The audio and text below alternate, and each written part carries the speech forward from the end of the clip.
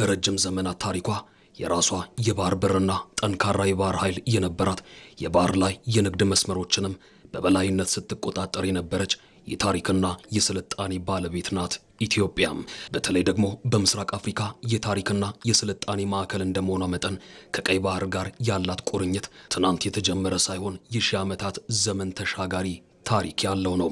ዛሬ ላይ የባህር በር የማግኘት ጥያቄዋ ደግሞ የታሪክ እውነታን፣ ህጋዊ መብትንና የጋራ እድገት መርን ያገናዘበ ፍትሃዊ ጥያቄ ነው።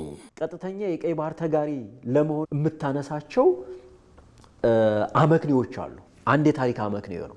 የታሪክ አመክንዮ ስንል ከቅድመ አክሱም መነሳት እንችላለን።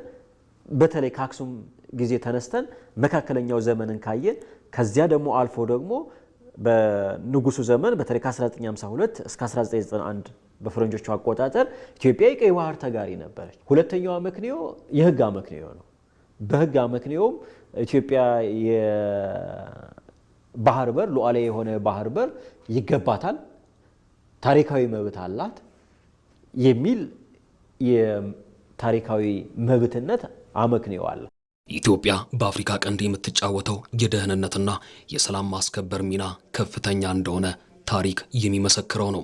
አሁንም ቢሆን ለቀጠናው ሰላምና ደህንነት የምትከፍለው መስዋዕትነት እንደተጠበቀ ሆኖ ከግዙፍ የህዝብ ብዛቷና የኢኮኖሚ ፍላጎቷ አንጻር ፍትሃዊ የባህር በር ማግኘቷ ለራሷ ብቻ ሳይሆን ለቀጠናውም የጋራ ብልጽግና መሰረት ይሆናል። ከፍተኛ ብጥብጥ፣ ሽኩቻ፣ አለመረጋጋት የሀያላኑ ፉክክር ሜዳ የሆነ ነው። ኢትዮጵያ እዚህ ቀጠና ላይ ታሪካዊ ኃላፊነት አለባት። እንግዲህ ከንጉሱ ዘመን እንኳን ብንነሳ በሰላም ማስከበር በሂደትም ደግሞ በአሸማጋይነት በአደራዳሪነት ኢትዮጵያ የቀጠናውን ሰላም እንዲረጋጋ በቀጠናው ሰላም እንዲመጣ ከፍተኛ ሚና ተጫውታለች። ሱዳን ላይ፣ ደቡብ ሱዳን ላይ፣ ሶማሊያ ላይ፣ ሩዋንዳ ላይ፣ ኮንጎ ላይ ኢትዮጵያ ከፍተኛ ሚና ተጫውታለች።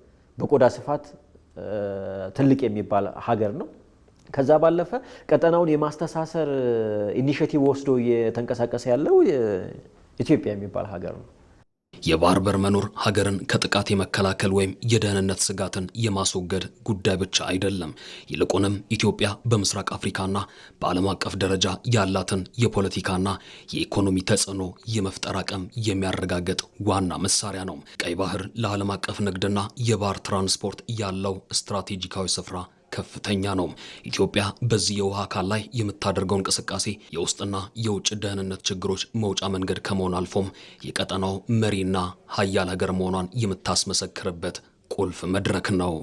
በአብዛኛው እኮ ቀይ ባህርን የምናስበው የደህንነት በር ነው፣ ኢቭን የጦርነት በር ነው። አብዛኞቹ ኢትዮጵያ ውስጥ ያሉ ጦርነቶች የመጡት በዛ በኩል ስለሆነ ማለት ነው። እንግሊዞች የመጡት በዚያ ነው፣ ጣሊያን የመጣው በዚያ ነው።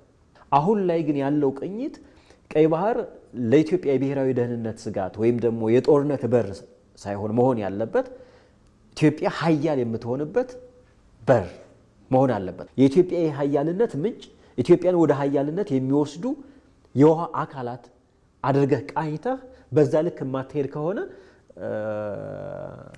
ህልውና አደጋ ላይ ነው የሚሆነው።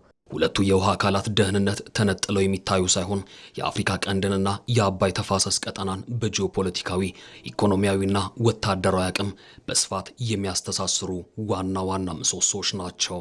አባይ ላይም ቀይ ባህርም ላይ ማዕከል ያደረገ የሁለቱ ውሃዎች የደህንነት ዶክትሪን ኢትዮጵያ ስትቀርጽ ቅኝቱ አባይ ሸለቆን፣ ቀይ ባህርን ኢትዮጵያ ሀያል የምትሆንበት ኢትዮጵያ የቀጠናውን የማስተሳሰር አቅም የሚፈጥር ኢትዮጵያ ሀያል ወደምትሆንበት መንገድ የሚወስዱ የውሃ አካላት ናቸው የሚል ነው። ይሄ ከየት መነጨ? ቅድም እንዳልኩ ከታሪካችን ከምን የመነጨ ቢሆንም ግን አሁን ዓለም የደረሰበት የጂኦፖለቲካ ሁኔታ ያመጣውም ነው። የኢትዮጵያ የባህር በር ጥያቄ የቅንጦት ሳይሆን የረጅም ጊዜ ህልውና፣ የኢኮኖሚ እድገትና የቀጠናው ሰላም ጥያቄ ነው።